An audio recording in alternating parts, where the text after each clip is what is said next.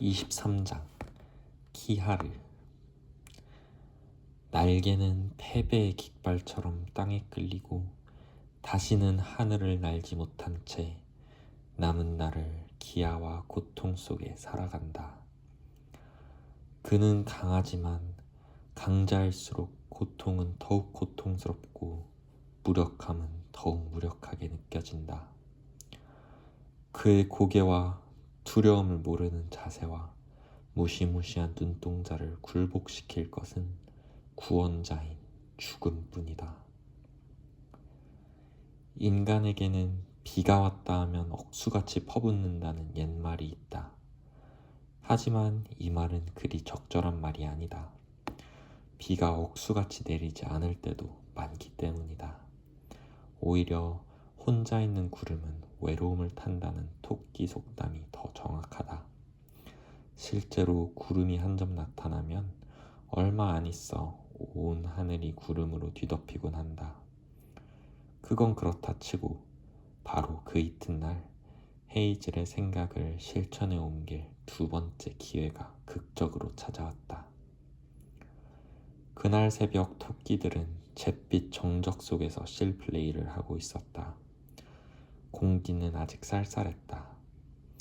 이슬이 촉촉이 젖어 있고 바람은 잔잔했다. 머리 위에서는 기러기 5마리가 V자 대열을 이루며 머나먼 목적지를 향해 빠르게 날아가고 있었다.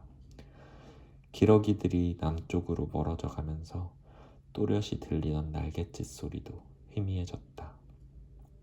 다시 침묵이 내려앉았다. 새벽 어스름이 걷히자 지붕 위에서 눈이 미끄러져 내리기 직전 같은 팽팽한 긴장감이 흘렀다. 그리고 다음 순간 온 언덕과 그 아래의 모든 것, 대지와 공기에 일출이 찾아들었다.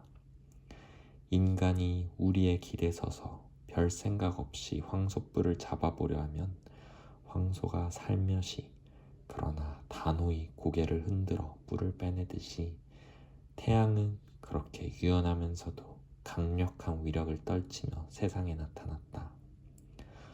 어떤 것도 태양을 막거나 가릴 수 없었다. 소리 없이 나뭇잎이 빛나고 산허리를 둘러싼 풀들이 반짝거렸다.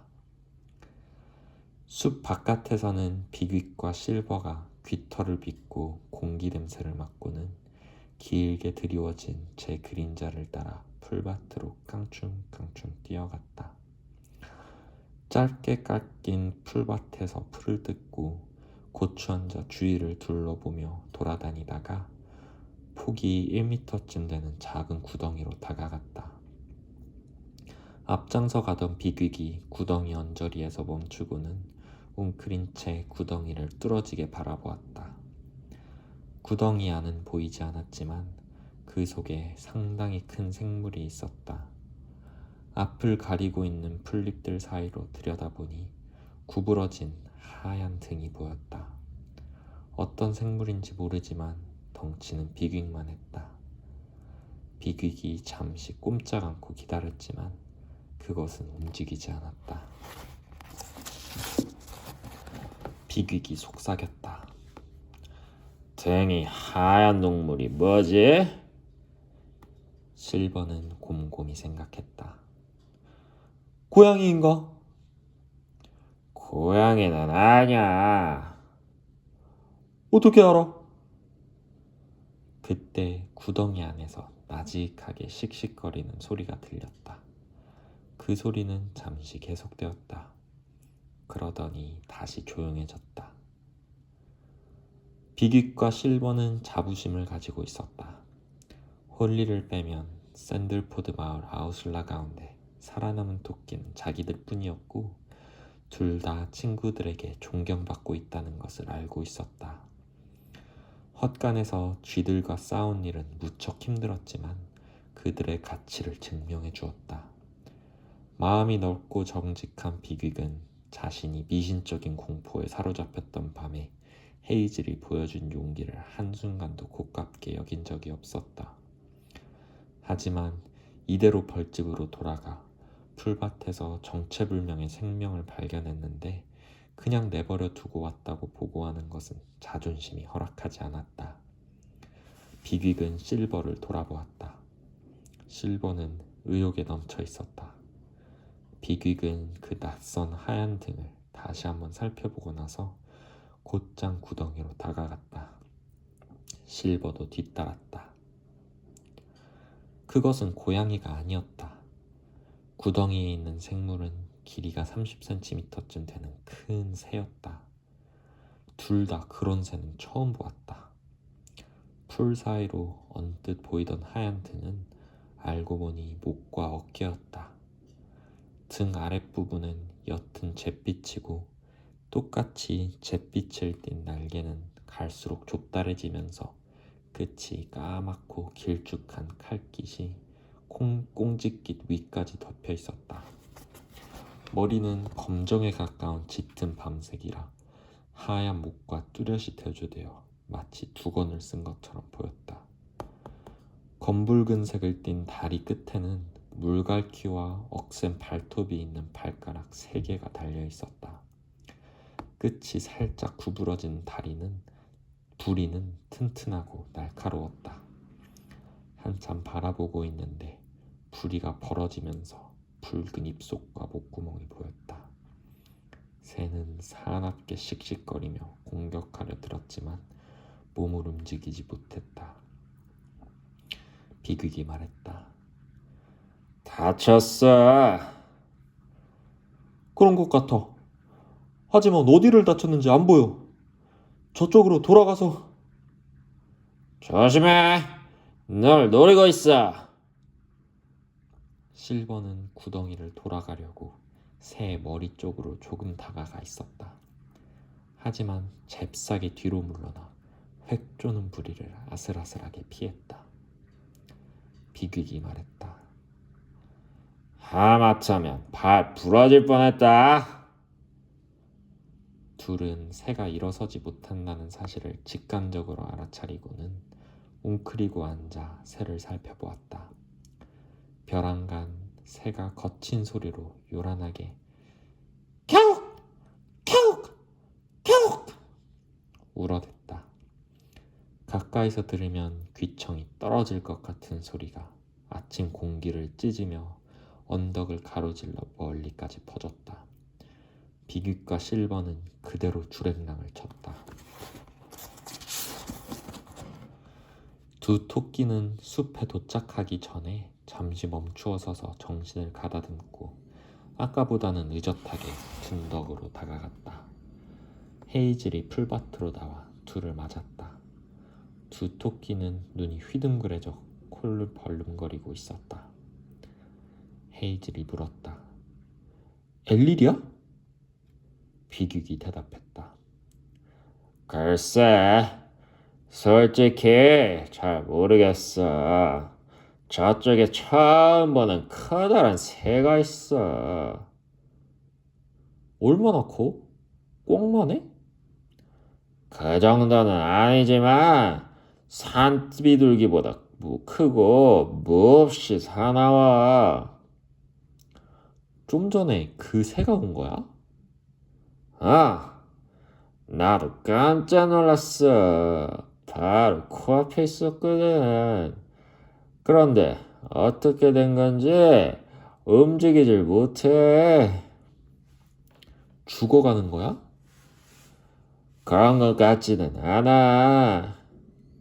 내가 직접 가서 볼게. 사나운 놈이야. 제발 조심해. 비퀵과 실버는 헤이즐을 데리고 갔다. 새 토끼가 새의 부리가 닿지 않을 만큼 떨어져 앉자 새는 한 마리씩 차례로 노려보았다. 헤이즐이 산울타리 공통어로 말을 걸었다. 너 다쳤어? 못 날아? 귀에 거슬리는 꽥꽥 소리를 듣자 토끼들은 대번에 먼 나라 말임을 알아차렸다. 어디인지는 모르지만 먼 곳에서 온 게 분명했다. 말씨가 낯설고 거친 목구멍 소리를 내는 데다가 말법에도 어긋났다. 가끔가다 겨우 한마디씩 알아들을 수 있었다. 쑥, 미, 로, 겨, 겨. 너, 히, 쑥, 이, 로, 겨. 나, 그, 짱, 나, 타, 쉥, 칵. 나, 안, 칸, 나, 노, 히, 마, 니, 타, 소. 새는 짙은 밤색 머리를 획획 도리질 쳤다. 그러더니 느닷없이 부리를 땅에 쳐박았다. 토끼들은 그제야 새 앞에 풀밭이 여기저기 쭉쭉 줄이가 있고 파헤쳐져 있는 것을 보았다. 새는 잠시 주변을 쿡쿡 쪼아보더니 포기하고 고개를 들어 다시 토끼들을 쳐다보았다. 배고픈가 봐. 먹을 것을 줘야겠다. 비글, 지렁이 같은 것 좀 잡아오지 않을래? 아니, 뭐라고? 지렁이 말이야. 나더러 땅을 파서 지렁이를 잡아오라고? 아웃라에서 배우지 않았어? 아, 됐어. 내가 갔다 올게. 너랑 실버는 여기서 기다려. 하지만 비귀은 곧 뒤따라와 헤이즐과 함께 도랑에서 마른 흙을 파헤쳤다. 원래 언덕지대에는 지렁이가 많지 않은 데다 며칠째 비도 내리지 않은 상태였다. 조금 있다가 비귀기 고개를 들었다. 딱정벌레는 어때? 쥐며느리는 그런 건 안 될까? 둘은 썩은 나무 토막을 몇 개 찾아서 가져왔다. 헤이즐이 그중 하나를 새 앞으로 조심스럽게 밀어주면서 말했다. 벌레야. 새는 순식간에 나무를 세 조각으로 동강내어 벌레 몇 마리를 쪼아 먹었다. 토끼들이 먹이가 될 만한 것을 이것저것 날라오자 얼마 안 있어 구덩이에 쓰레기가 수북히 쌓였다. 비귀은 혐오감을 꾹 누르고 길에 떨어진 말똥 속에서 벌레를 파내어 한 마리씩 날랐다. 헤이즐이 칭찬하자 비귀은 이런 짓을 한 토끼는 아무도 없을 거야. 집박이들한테는 말하지 마. 하고 투덜거렸다. 토끼들이 완전히 녹초가 되고 나서도 한참 뒤에야 새는 먹는 것을 멈추고 헤이즐을 바라보았다. 타, 먹고 타. 새는 잠시 멈추었다가 다시 말했다. 왜 쏘쏘? 헤이즐이 물었다. 너 다쳤어? 새는 교활한 표정으로 말했다. 안 다쳐. 싸움 잘해. 조금만 이타 칸타. 헤이즐이 말했다. 여기 있다간 죽어. 좋지 않은 곳이야. 혼바 오고 황조롱이 와. 그 갓놈들 나 싸움 잘해. 그렇겠지. 비귀은 새의 굵직한 목과 5cm나 되는 부리를 보고 감탄하면서 말했다.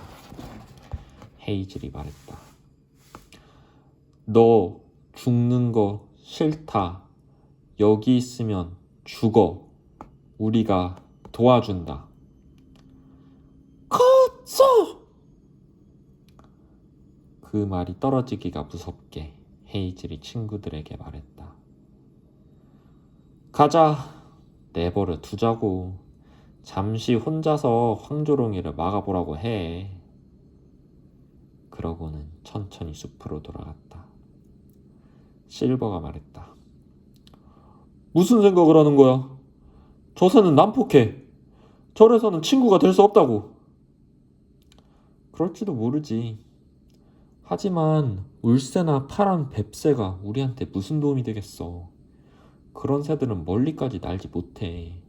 우리는 큰 새가 필요해. 왜 굳이 새가 필요한 거야? 이따가 말해줄게. 블랙베리랑 파이버도 같이 들어주었으면 좋겠어. 지금은 굴로 돌아가자. 너는 어떨지 모르지만 난 펠릿을 씹고 싶어. 오후에 헤이즐은 굴파기를 지휘했다. 토끼들은 조직적으로 꼼꼼히 일하지 않을 뿐더러 끝마무리란 게 뭔지도 잘 모르지만 벌집은 거의 완성되었고 주변의 속굴과 굴길도 모양새를 갖추어가고 있었다. 저녁이 되자마자 헤이즐은 다시 구덩이에 가보았다. 새는 아직도 있었다. 아까보다 기운이 없고 경계심도 줄어들었지만 헤이즐이 다가가자 힘없이 부리를 딱딱 걸었다. 헤이즐이 물었다. 아직 있어? 매하고 싸웠어? 새가 대답했다. 안 싸웠다. 싸움었다. 하지만 조심 항상 조심 소용없다. 배고파? 새는 대답하지 않았다. 헤이즐이 말했다. 잘 들어? 토끼, 새 안 먹어. 토끼, 풀 먹어. 우리가 도와준다. 왜 도와? 우리 마음 널 지켜준다. 큰 굴, 먹을 것도. 새는 잠시 생각하는 눈치였다. 털이 괜찮다. 날개 못 쓴다. 다쳐다. 좋아. 그럼 걸어. 또 나 건드린다. 너 가만 안 둔다. 헤이즐이 돌아서자 새가 다시 말했다. 거기 멀어? 아니, 안 멀어. 그럼 가. 새는 튼튼한 검붉은색 다리로 비틀비틀 힘겹게 일어서더니 날개를 활짝 펼쳤다. 헤이즐은 활 모양의 거대한 날개를 보고 깜짝 놀라 펄쩍 물러났다. 새는 이내 고통스러운 듯 얼굴을 찡그리며 날개를 접었다. 날개 안 돼. 나 간다. 새는 순순히 헤이즐을 따라왔지만 헤이즐은 새가 덤벼들어도 피할 수 있을 만큼 떨어져서 갔다. 숲에 도착하자 한바탕 소동이 일었다. 헤이즐은 평소에 보이지 않던 엄격한 태도로 분위기를 진정시켰다. 헤이즐이 덴더라 형과 벅손에게 말했다. 자, 서둘러. 이 새는 다쳤기 때문에 나을 때까지 우리가 보살펴주기로 했어. 비귀한테 이 새의 먹이를 어떻게 구하는지 가르쳐달라고 해. 이 새는 벌레나 곤충을 먹어. 메뚜기, 거미 뭐든지 잡아와. 호크베이, 에이콘. 그래, 파이버 너도 멍하니 있지 말고 정신 차려. 널찍한 구덩이가 필요해. 별로 깊지 않은 큰 구덩이 말이야. 입구보다 조금 낮은 곳에 평평한 바닥을 만들어줘. 밤이 되기 전에 파야 해. 우린 오후 내내 굴을 팠는데. 알아. 나도 거들게. 조금만 기다려. 어서 시작하기나 해. 곧 밤이 된다고. 놀란 토끼들은 투덜거리며 명령에 따랐다. 헤이즐의 권위는 잠시 시험대에 올랐지만 비극 덕분에 흔들리지 않았다. 비극은 헤이즐이 무슨 생각을 하는지 몰랐지만 새의 강인함과 용기에 반해서 이유 같은 건 따지지도 않고 이미 새를 받아들였다. 비극이 굴파기를 지휘하는 동안 헤이즐은 새에게 자기들이 어떻게 생활하고 적을 피하는지, 그리고 새에게는 어떤 보금자리를 줄 것인지 되도록 쉽게 설명해 주었다. 토끼들이 모아온 먹이는 얼마 되지 않았다. 하지만 숲속으로 들어오자 새는 눈에 띄게 안도했고 비틀비틀 걸어다니며 직접 먹이를 찾기도 했다. 올빼미가 나올 무렵 비극과 토끼들은 숲속에 있는 굴길 입구 바로 안쪽에 넓은 방 같은 것을 만들었다. 바닥에는 너도밤나무 가지와 잎을 깔았다. 어둠이 내리자 새는 그곳에 자리를 잡았다. 새는 여전히 의심을 풀지 않았지만 날개가 몹시 아픈 모양이었다. 분명히 혼자서는 어찌해볼 도리가 없기 때문에 살아남기 위해 토끼가 판 굴에라도 의지하려는 것 같았다. 밖에서 보면 어두컴컴한 구덩이 속에 까만 눈이 바짝 경계하면서 주위를 살피고 있었다. 토끼들이 저녁 실플레이를 마치고 굴에 들어갈 때까지도 새는 자지 않았다. 검은머리 갈매기는 무리지어 생활한다. 이들은 한 지역에 모여서 온종일 먹이를 찾고 제잘되고 싸우며 살아간다. 따라서 고독이나 침묵은 낯설다. 검은머리 갈매기는 번식기가 되면 남쪽으로 이동하는데 도중에 부상을 당하면 버림받기 십상이다. 이 검은머리 갈매기가 난폭하고 의심이 많은 것은 아픈 탓도 있지만 무리를 잃은 데다 날지도 못해 불안하기 때문이었다. 이튿날 아침이 되자 갈매기는 무리에 섞여서 떠들고 싶은 본능이 되살아났다. 그러자 비극이 말벗이 되어주었다. 비극은 갈매기가 먹이를 찾으러 나가지도 못하게 했다. 토끼들은 니프리스가 되기 전에 새의 먹이를 모아다 놓고 한창 더운 낮에 잠을 잤다. 하지만 비극은 줄곧 갈매기 곁에 붙어서 존경과 기대를 숨기지 않으며 몇 시간씩 이야기하고 새의 말에 귀를 기울였다. 저녁실 플레이 때 비극은 어제 블루베리 엘러라이라 이야기를 들려주던 둔덕 근처에서 헤이즐과 홀리를 만났다. 헤이즐이 물었다. 새는 어때? 비극이 대답했다. 한결 나아진 것 같아. 워낙 튼튼하잖아. 아, 정말 별일을 다 겪었더라고. 얼마나 재밌는지 몰라. 그런 얘기라면 하루 종일 듣고 앉았을 수 있을 수도 있겠더라. 어쩌다가 다쳤대? 농장에서 고양이가 덮쳤나봐. 당하기 직전까지도 소리를 못 들었대. 그 바람에 한쪽 날개를 찢겼지만 고양이를 혼내주고 도망쳐왔대. 그러고는 어찌어찌해서 여기까지 올라와 그대로 쓰러진 거야. 생각해봐. 고양이한테 맞서다니. 그러고 보니 나도 고양이한테는 맞서본 적이 없더라고. 토끼라고 고양이한테 맞서지 말라는 법이 있나? 생각해봐. 홀리가 말을 잘랐다. 근데 무슨 새요? 글쎄, 정확히는 모르겠어. 제대로 알아들었는지는 모르지만 내가 이야기로는 같은 종족끼리 몇천 마리씩 무리지어 살아왔대.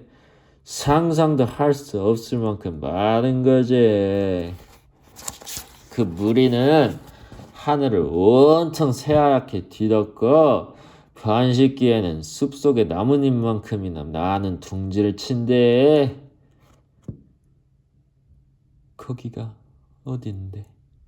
그런 곳은 한 번도 못 봤는 걸? 비극은 홀리의 얼굴을 똑바로 쳐다보며 말했다. 그 친구가 그러는데 여기서 한참 가다 보면 땅이 끝나서 더 이상 없대.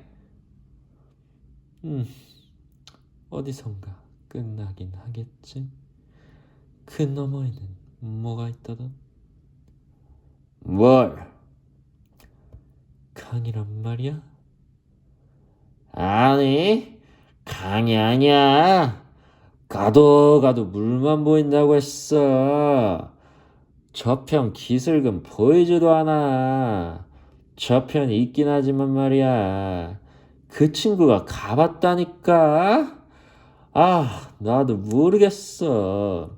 솔직히 말해서 나도 완전히 이해는 안 가. 그 새가 세상 밖으로 나갔다가 돌아왔다는 거야? 틀림없이 거짓말이야. 모르겠어. 하지만 분명히 거짓말은 아니야. 그 물은 늘 움직이면서 육지 와서 부딪히나 봐. 그래서 그 물소리를 듣지 못하면 그립대. 그 친구 이름이 키하르인데 키하르는 바로 그 물소리래. 토끼들은 자기도 모르는 사이에 깊은 감명을 받았다. 헤이즐이 물었다. 그런데 왜 이곳에 온 거지? 원래는 여기 있으면 안 돼. 진작에 그 큰 물에 가서 번식을 해야 했지. 겨울이 되면 날씨가 사나워지고 춥기 때문에 그 친구들은 무리를 지어 그곳을 떠난대. 여름이 되면 다시 돌아가고. 그런데 그 친구는 올 봄에도 한번 다쳤대. 그래서 다친 건 아니지만, 크게 다친 건 아니지만, 그 때문에 발이 묶인 거지. 그래서 잠시 떼까마귀 떼 옆에 머무르며 쉬었대. 몸이 괜찮아지자 그들을 떠나 여행하면서 농장에 잠깐 들렀다가 그 못된 고양이를 만난 거지. 헤이즐이 물었다. 그럼 다 나으면 다시 떠나겠네? 그러겠지. 그럼 우린 헛수고하는 거잖아. 아니, 헤이즐, 무슨 생각하고 있는 거야? 블랙베리랑 파이버 좀 데려와. 실버도 있는 게 좋겠다. 모두 모이면 설명할게. 해가 서산마루에 걸리고 풀 그림자가 2배나 길어졌다.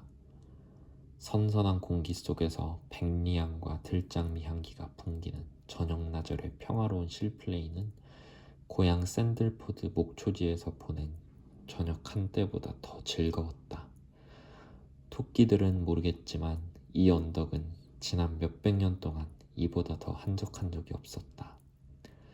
양떼도 없고 킹스클레어와 시드몬턴 마을 사람들이 볼일을 보거나 산책 삼아 언덕을 넘을 일도 없어졌다. 샌들포드 목초지에 살 때는 거의 날마다 인간들을 보았다. 하지만 이곳에서는 딱 한 번 말을 탄 인간을 보았을 뿐이다. 헤이즐은 풀밭에 모인 친구들을 둘러보며 모두, 심지어 솔리까지도 처음 왔을 때보다 더 튼튼해지고 털에 윤기가 흐르고 건강해진 것을 깨달았다. 앞으로 어떻게 될지는 모르지만 지금까지는 친구들의 기대를 저버리지 않은 것 같았다. 헤이즐이 입을 열었다. 우리는 지금 잘 지내고 있어. 적어도 내가 보기엔 그래. 우린 이제 흘래시 무리가 아니야. 그렇지만 여전히 마음에 걸리는 게 있어. 사실 지금까지 아무도 이런 문제를 생각하지 않았다는 게 놀라울 정도야. 해답을 찾지 못하면 지금까지 애써 온 보람도 없이 이 마을은 끝장이야. 비극이 물었다. 그게 무슨 말이야? 헤이즐이 물었다. 닐드로하임 생각나? 달리기를 멈췄지. 값은 스트로베리. 그래, 우리한테는 암토끼가 없어. 단 한 마리도. 암토끼가 없으면 아기 토끼도 없고 몇 년 못 가서 마을도 사라지게 돼. 토끼들이 이토록 중대한 문제를 까맣게 잊고 있었다니 믿어지지 않을 수도 있다. 하지만 인간도 같은 실수를 되풀이해왔다. 그럴 때면 모든 문제를 무시해버리던가 운이나 요행수를 바라는 것으로 만족해왔다. 토끼들은 늘 죽음과 가까이 살고 있으며 죽음이 눈앞에 닥쳐왔을 때는 살아남는 일 말고는 다른 생각을 할 여유가 없다. 그러나 이제 조용하고 살기 좋은 언덕에서 저녁 햇살을 쬐며 앉아있는 지금 훌륭한 굴이 바로 뒤에 있고 뱃속에는 풀이 펠릿이 되어가고 있는 지금 헤이즐은 자신이 암토끼를 원한다는 것을 깨달았다. 다들 말이 없는 것으로 보아 헤이즐의 말을 이해한 것 같았다. 토끼들은 풀을 뜯거나 누워서 햇볕을 쬐었다. 종달새가 지저귀며 환한 햇살 속으로 날아올랐다. 그러더니 천천히 내려와서 날개를 쫙 펴고 비스듬히 미끄러지듯 날다가 할미새처럼 꽁지를 흔들며 풀밭을 종종종 뛰어다녔다. 해가 더 기울었다. 이윽고 블랙베리가 입을 열었다. 어떻게 해야 하지? 다시 여행을 떠나야 되나? 그러고 싶진 않아. 물론 상황에 따라 다르겠지만 난 암토끼 몇 마리를 이리로 데려왔으면 좋겠어. 어디서? 다른 마을에서. 이 근처에 마을이 있을까? 그걸 어떻게 알아내지? 토끼 냄새가 바람에 실려온 적은 한 번도 없었잖아. 방법을 말해줄게. 저 새야. 바로 저 새가 우리 대신 찾아보는 거야. 블랙베리가 외쳤다. 헤이즐라, 정말 대단한 생각이야. 저 새라면 우리가 1000일이 걸려도 못 찾을 것을 하루 만에 찾을 수 있을 거야. 하지만 우리 부탁을 들어줄까? 상처가 낫자마자 휙 날아가 버리지 않을까? 그건 모르지. 우리야 잘 되기를 바라며 계속 먹이를 주는 수밖에. 비빅, 넌 저 새랑 친한 것 같으니까 이 일이 우리한테 얼마나 중요한지 설명해줘. 언덕 위를 날아다니며 뭐가 있는지 알려주기만 하면 된다고 해. 나한테 맡겨. 좋은 생각이 있어.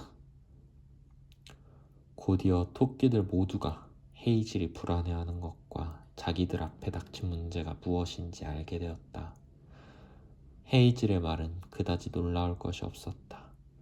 족장 토끼라면 당연히 그래야 하듯이 헤이즐도 마을 토끼들 안에 숨어있던 강렬한 본능을 밖으로 끄집어냈을 뿐이다. 하지만 토끼들은 갈매기를 이용하자는 계획에 흥분하면서 블랙베리도 떠올리지 못했을 기발한 생각이라고 여겼다.